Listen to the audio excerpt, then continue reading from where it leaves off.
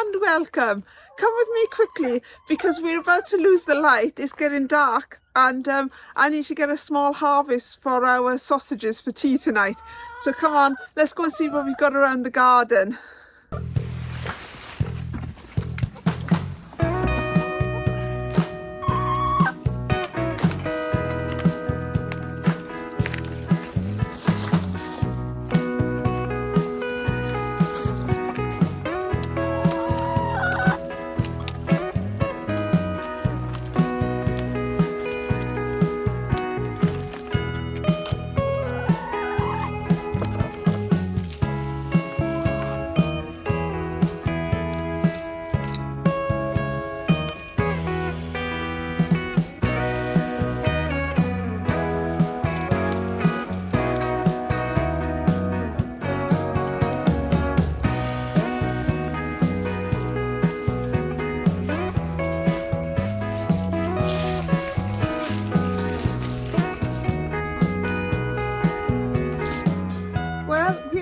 My quick harvest to go with our sausages and Yorkshire pudding for tea tonight. So you got swede, carrot, onions for onion gravy and some Brussels. These are the first Brussels of this year. And I just put you as this is the backdrop because there's still some strawberries here. There's still some strawberries in the beginning of November. I've got ripe strawberries. Bonkers. Absolutely bonkers. Anyway, let's go in and I'll get this prepped and I'll see you tomorrow for when I'm going to harvest all the potatoes, the main crop potatoes that I've had growing. Well, I did say that I was going to do a potato reveal today, didn't I? And what happened was I changed my mind and I did the potato reveal as a whole episode on its own. So if you guys want to see that potato reveal, then check out this video here. Or if you haven't watched it and you just, not really bothered about potato reveal, then let me do a really quick potato reveal. Ta-da! So this was the potato reveal that I had. This is all our main crop for this year. I haven't got any grown in buckets anywhere else. I've got some first earlies and second earlies around the front. I've got, I think, 5 buckets of them. But that's 5 buckets in total, not 5 buckets each. And they are kind of meant to be for my seed potato for next year, in all honesty. But I think I've left them out. I should have put them under cover, I think. I think they've been saturated now. So I'm not quite sure if they'll be any good. But these are my potato crop for this year. So I'm really pleased with this. And it's really great to get out and get the potatoes out of the ground. And now I know that these are all the potatoes I've got, for instance. So I wouldn't need to be out here in like the freezing cold December digging up potatoes. I've got them stored away, ready for then. Let's go find something else to do. Well, I've made a list of a couple of jobs I need to do.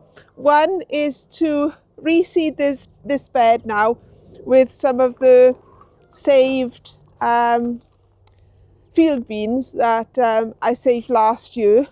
So I'm going to get this bed all sewed up with these field beans, and then I'm going to put the covers over the top just to stop my chickens from going on there.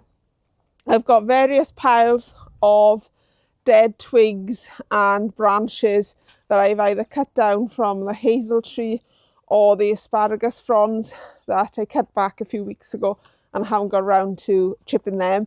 I'm going to do that. Hopefully we'll get around to mowing the lawn because that really needs doing. The lawn is looking pretty shoddy. And then hopefully we'll go inside and get some shallots and things planted for the winter. But I also need to harvest my peppers, my red peppers, because some of them are ready too. So let's get a montage on the go and let's get going.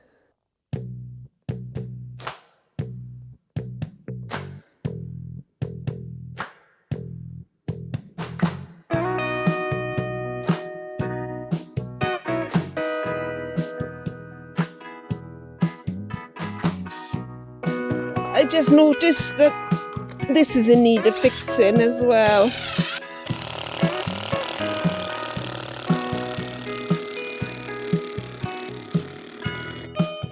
So I thought I best do this while I notice it, otherwise I will forget.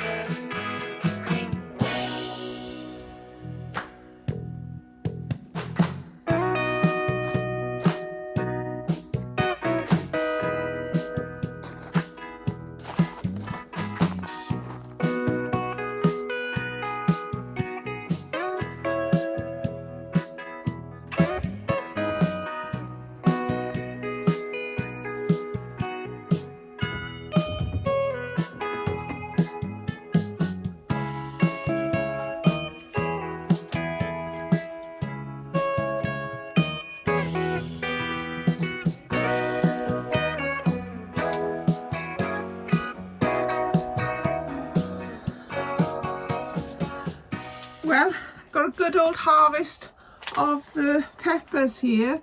This might be the last of the peppers that we get now because the weather's really dropped through the roof. I mean, my hands are absolutely freezing here. I've got my usual 2 hoodies on and a scarf on now. And we're going to go in and I'm going to make a really nice stew for lunch to warm us up because it's really cold. But yes, this will probably be the last of the ripe peppers now. I will take what's there as green peppers and just chop them up and put them in my freezer for use throughout the winter. But yeah, it's quite nice little sizes here, so pleased with that. But come on, let's get in the house and let's get something warm. Here are my ingredients for my stew. This is my swede from the other day, and the only thing that I've had to buy is the leek, so I'm very pleased with that.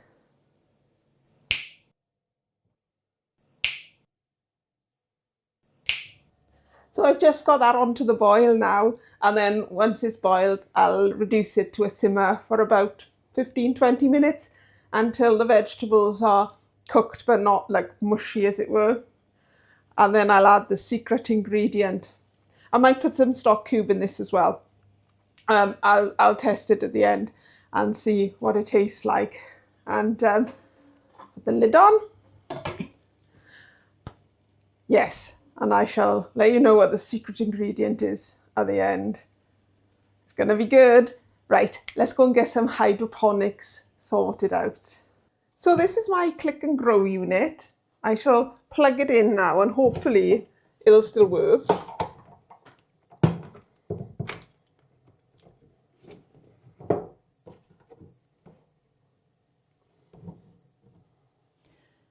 So it operates on a 16 hours on and 8 hours off timer, which it just does itself.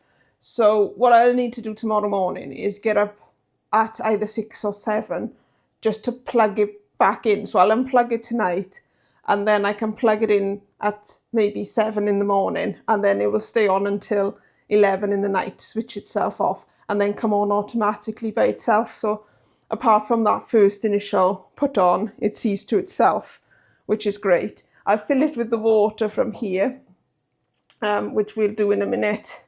And then here I've got my collection of seeds that I'm going to put in there. So these come with the unit. You can buy them specifically from Click and Grow. I do think they are quite pricey, but because you get these compost caps, as it were, and they go inside these cups here, and then the water wicks up from this system below. So it's great, but you are kind of tied into buying the compost, because I did try it with just normal compost in the summer last year, and it didn't work at all. It smelt and it was a bit nasty and nothing grew in it. It got too waterlogged. So there is a mix in this that, you know, really works with the water. So you are tied in to buying their compost, really. So I would say that was a bit of a down point to it, is that, you know, that you're stuck tied in with them. But I was happy with how it grew last year. So yes, like I said, you can either buy them with the seeds planted inside the compost, or these ones are actually just empty compost that I'm gonna grow my own seed in and see how it gets on. So I'm gonna grow a mixture of flowers, herbs, and like tomatoes and fruit, strawberries. So I've already written in pencil on the labels, just so it's easy to rub out once the plants have grown.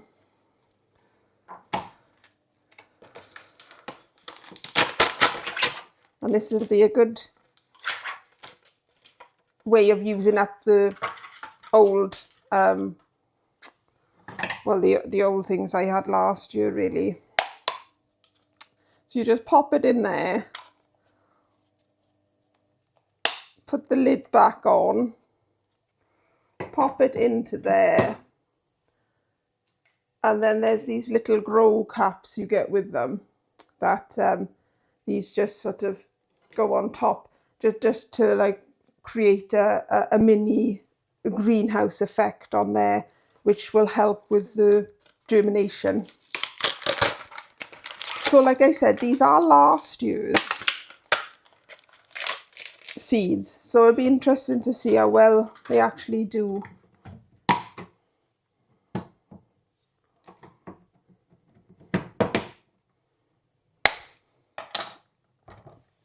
Right, I'm just gonna open this packet. This is called Mini Bell. I've not grown these before, but I wanted to see how these would do in this grow unit over the winter.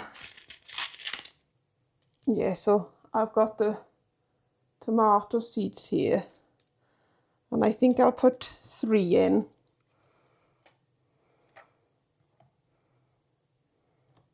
So just pop them into the middle there.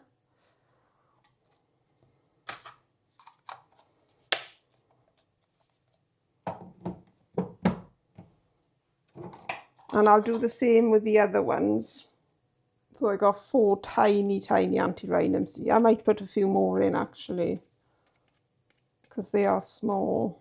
There we are.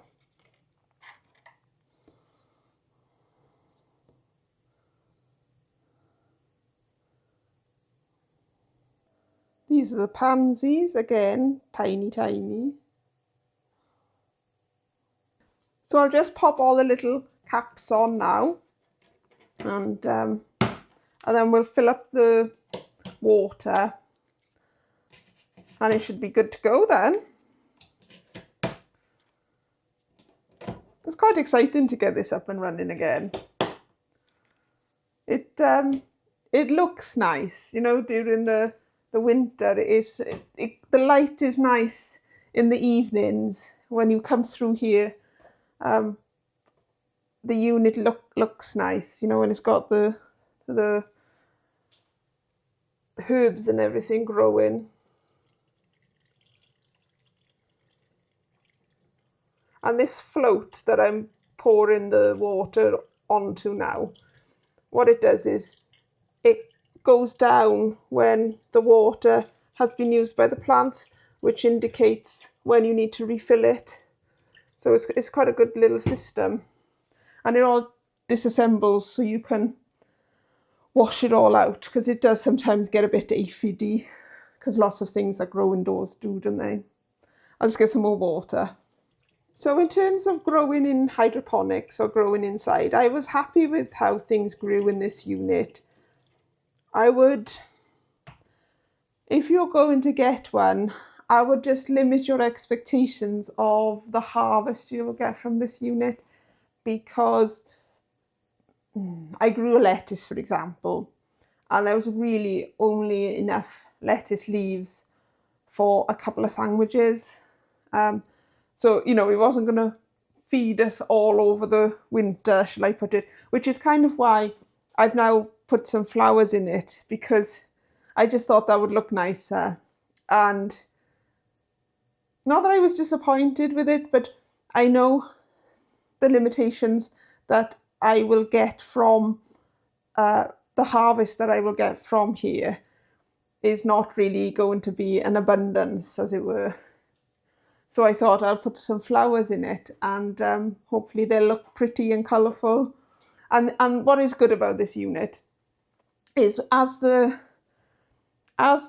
plants grow at a different size, for instance. So this coriander, if this coriander grows really big and shades out the surrounding plants, which may be slower growing, then you can just move the thing along down to there, and then the ones that have been shaded can get more of the light, so you can mix and match like that, which is a good thing. Right, the float is well and truly at the top now, so that's full enough. You don't want to overfill it. So that's all set up now. That's great, and I can smell my stew is ready. So let's go and see how that's getting on. I am so excited for this stew. It is about 4 o'clock in the afternoon now, because when I made the stew, I had to go out and get my daughter from a party she was at, and then I went straight for a swim after that. So I've just come in and I'm really hungry now. So I left the big vat to cool down here, and I've just decanted it into a smaller pan just to reheat it, because I don't want to reheat the whole pan. And then at this point, I did put in stock cubes, by the way, because it just didn't taste that much, and now it tastes really nice. The secret ingredient is corned beef. I know it's a bit of a Marmite one. You either love it or you don't. Well, I do very much. So I always just add it right at the end so it doesn't mush up too much. So it kind of stays intact, as it were. Otherwise it sort of breaks into lots of different small, tiny pieces, and that's not all that nice. So here is my stew, ready to go.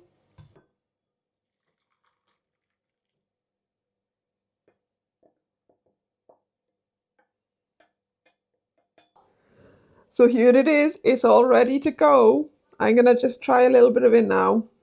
See what it's like.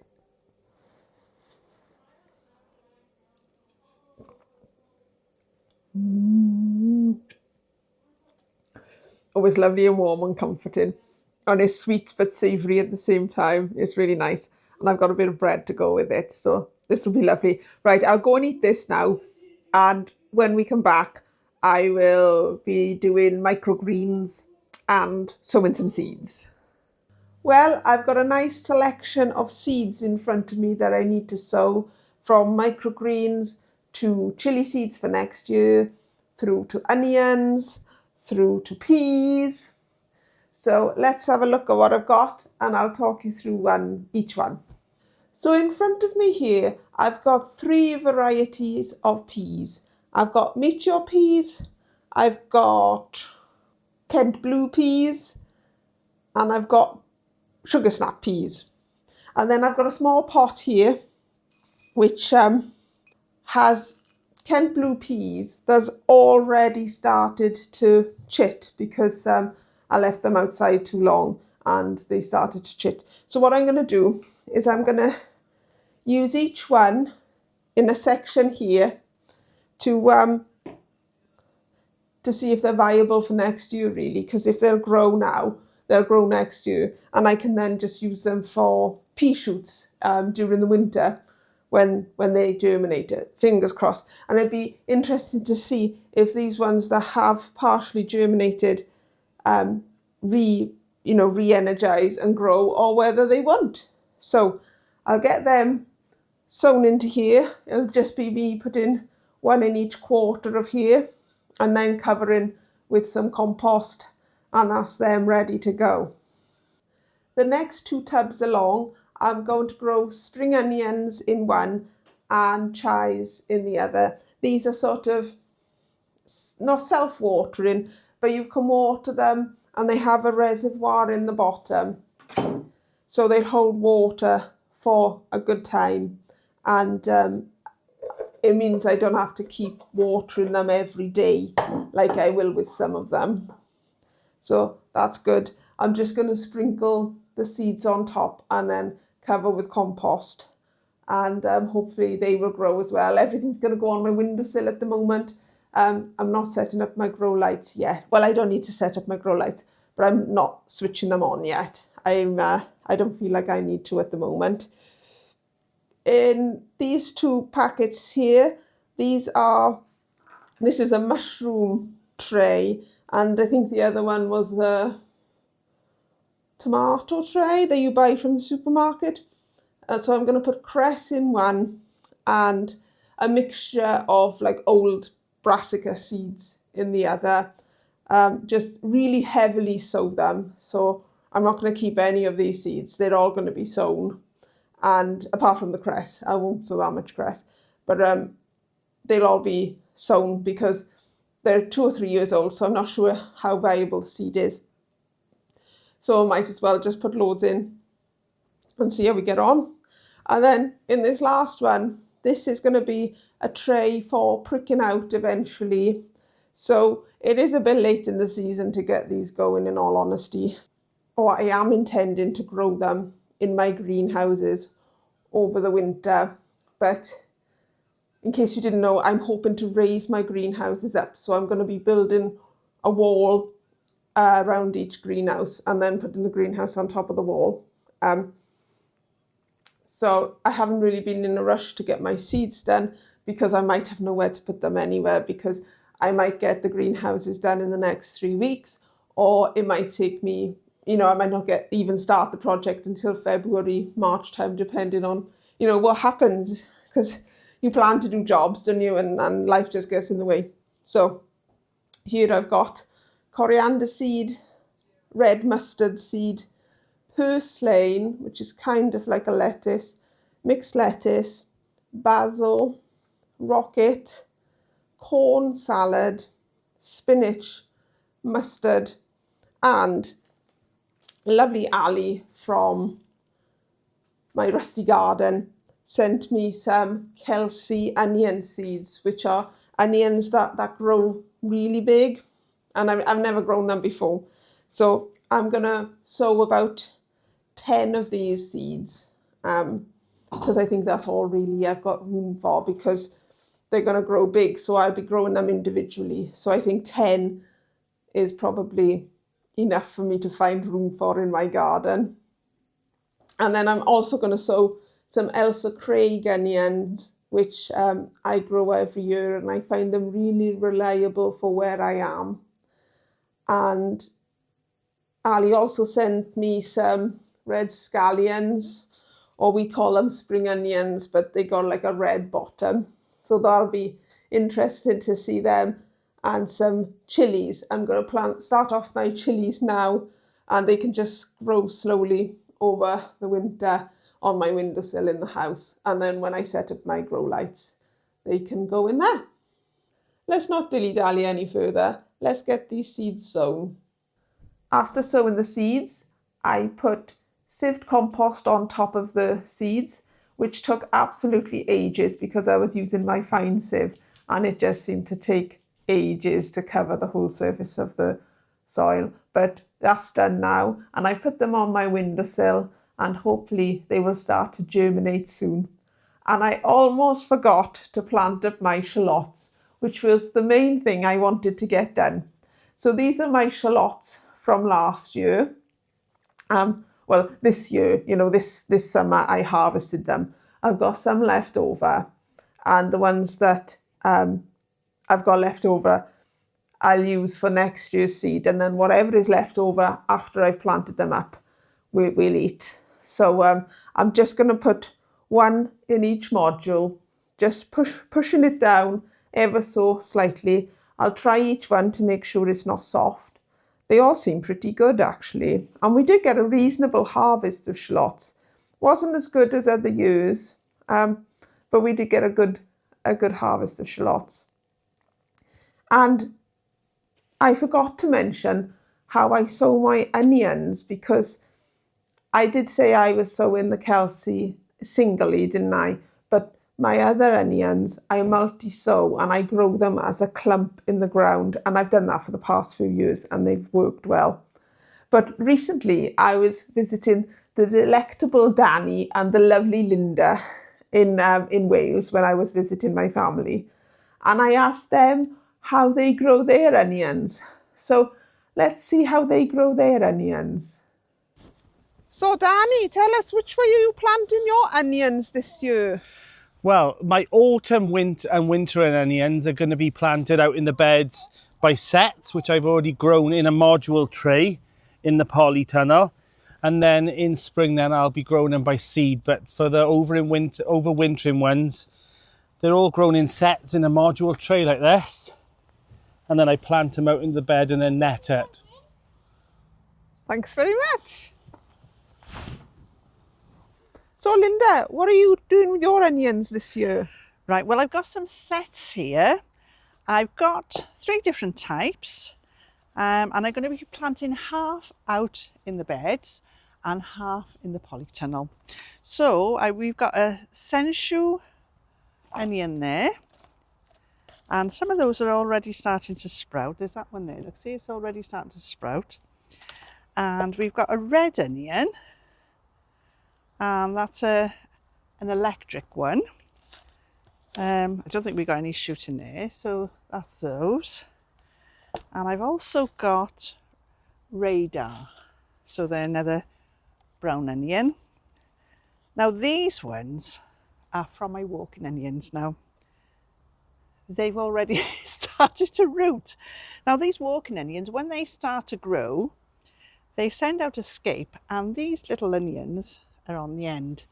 Now I've just popped those in water, so they're already rooted, but I did find they were a bit of a waste of time, to be honest, but I've not completely given up on them, so maybe I should have harvested them a bit earlier, because I've only done it recently and they were quite soft, so we'll try again with those.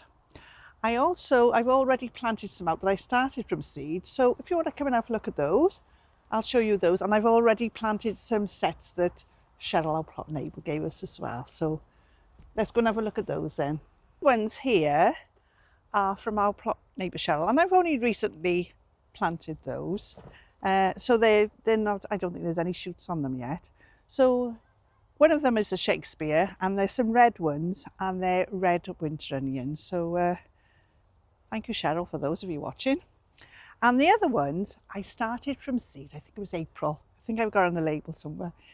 I started those in April from seed, and I'm so proud of these. They look like shallots at the moment, but they're coming along. Come and have a look. I've planted them in amongst the goji berries. I'm hoping I've done the right thing there, mind. There they are there. Look, these are the ones I planted from seed. So they just look like shallots now, really. They're Bedfordshire Champion, and I started those off on at April the 2nd. So I'm really proud of these, really, because first time I've ever grown them from seed. So they're coming along. So hopefully we'll have plenty of onions next year, because we've run out of onions now. So I'm buying them. So we don't want to do that next year. So I'm planting plenty. Lovely, thanks Linda. You're welcome, Bethan. So thank you Danny and Linda for sharing your ways of growing your onions with us. It's always good to get different ways of doing it, isn't it? And then you can decide which method you want to use yourself. And oh, I nearly planted that one upside down then. And that is it from me for today. I sowed those seeds about 4 days ago now, and they have already come up. So I'll just leave a little link of what the seeds are looking like now. And apart from that, I've been Bethan, and this has been a lovely job.